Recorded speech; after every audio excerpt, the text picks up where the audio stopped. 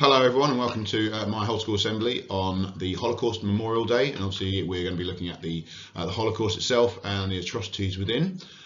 So this does link to the Warlingham learner in the aspects of kindness, understanding respect, empathy, consideration, tolerance and acceptance of others, and open-mindedness. I think they're all really key things that link to the understanding of what went wrong in the Holocaust and how we can learn from it.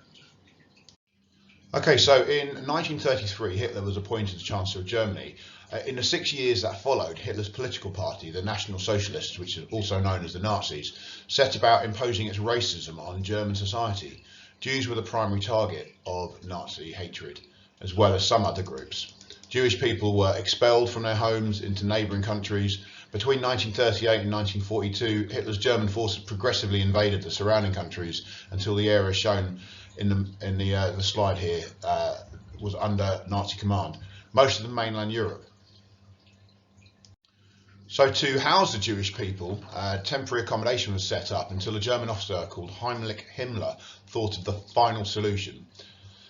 Himmler came up with a plan to exterminate the entire Jewish population. The idea was backed by Hitler and deemed the final solution to the question of the Jews. So a few years ago, I was really lucky to be able to visit Auschwitz, which is one of the main concentration camps in Poland. And this is the entrance, which is actually quite a famous entrance with the words Arbeit macht frei, which roughly translates to work makes you free. Now, it's actually based in an old Polish army barracks and was converted into a prisoner of war camp in the Second World War. So Auschwitz I, as I said, was a Polish army barracks, and it went on to hold about 10,000 prisoners. It's now a museum with all the belongings and remaining items from the Holocaust. It is said that Auschwitz I it's what is there that affects you most. Belongings.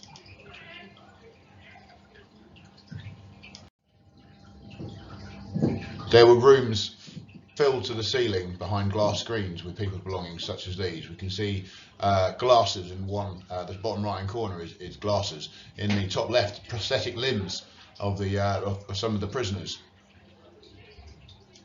So here are some of the belongings that were left in Auschwitz I in one of the rooms. The picture on the left hand side is particularly harrowing because the date 1936 is related to the date of birth of the person who owned the suitcase. Which would make that person 4 or 5 years old when they were brought to Auschwitz, which is disgusting about the way that the children were treated. So this is one of the most horrific rooms that we saw. It's just literally filled with human hair that shaved off the prisoners before they were gassed and killed. Okay, so another room full of shoes. What's really sad is that many of these shoes are children's shoes, and it just showed you how there was just no justice. Children of no use to the Nazis, and therefore they were sentenced to death for their faith. Okay, so as we wandered around the museum, came across this structure. This is what was called Kremmer 1, and it's where the Nazis started to experiment with a deadly chemical gas, Zyklon B. Here are lots of Zyklon B canisters that were left over, used in the gas chambers. And here was one of the rooms where they were initially first herded into. So there's a small concrete room, and basically they just dropped canisters of gas from holes in the ceiling, and you can still see those holes now. And it was just all shut off, and everyone inside the room was killed. Following that, the bodies were then burnt in these two furnaces. Okay, so when we finished looking around Auschwitz I, which was more about the things that were there that you could see that were horrible, we moved to Auschwitz II, Birkenau, where it was more a case of what wasn't there. It was just a vast empty space where most of the buildings had been demolished, but you could tell from the expansive land about how the actual pure size of the site. Auschwitz II was 10 times bigger than Auschwitz I, and it was designed to hold 125,000 prisoners. The hole you see in front of the building, that was where the trains would come into the camp, delivering the prisoners. and you can see the sort of the carriages, that there was one still there, and these carriages would hold up to 80 to 150 people at a time with no food or water, ventilation or a toilet, and they would be travelling for hours and hours at a time. You can imagine it got pretty grim. As the trains arrived from around Europe, prisoners were sorted to useful and not useful, and we stood in the very spot where the decision was made, just like that. Here we have an example of the toilets that the prisoners of war would have to use. Imagine sitting next to your friends and family while going to the toilet.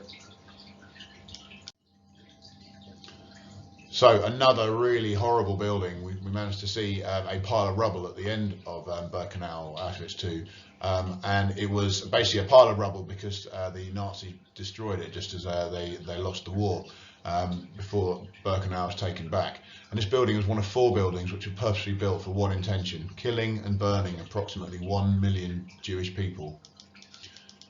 Those that would decide to have no use when they got off the carriage of the train would go straight into these buildings and be told that they need to have a shower, where they would undress and go into these big rooms. They would then be killed by the Zyklon gas, and they would be carried up in elevators to burn in 5 furnaces. So Auschwitz was the biggest of the 6 death camps, which is the tool to the genocide of the Jewish people. Genocide is the deliberate and systematic extermination or mass murder of a national, racial, political or cultural group. The Holocaust was approximately 70 years ago, and for many of you it may seem like a long time and something from the distant past. But genocide occurs in recent history as well, and even in the present day, with examples including Bosnia in the early 90s and Rwanda and Sudan in the noughties.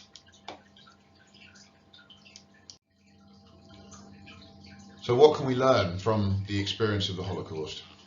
What can we pass on to others? First of all, we need to recognise the role of the bystanders and the perpetrators. The bystanders are people and the governments who stood by and let this happen. But we should also endeavour to challenge acts of prejudice and discrimination, both our own communities and society at large, even when this may be unpopular or inconvenient.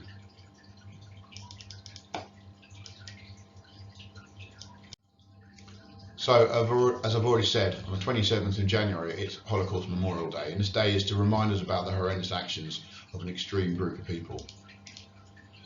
We need to remind ourselves about these events of our recent history to ensure they do not happen again. But what can you do? You may think that none of you are going to become a mass murdering, genocidal dictator, but it is important to realise that everyone counts. It is important to have and show respect for members of different cultures, races, religious groups throughout your everyday lives. The following statement was issued by the United Nations. We believe the Holocaust must have a permanent place in our nation's collective memory. We must make sure that future generations understand the causes of the Holocaust and reflect upon its consequences. We must remember the victims of the Nazi persecution and of all genocide. So as we draw this to a close, I just want to just reiterate the Warlingham learner aspect of this, and I also want you to reflect upon what I've said to you today, and hope that it makes a mark with you. Please consider respect of other people and being tolerant and treating other people as equals, and being open-mindedness to different ways of life. If we don't remember the messages from this and other things we learn about the Holocaust, then we run the risk of repeating them in future as a society. So I hope those words have stuck with you a little bit, and otherwise have a great day. Bye bye.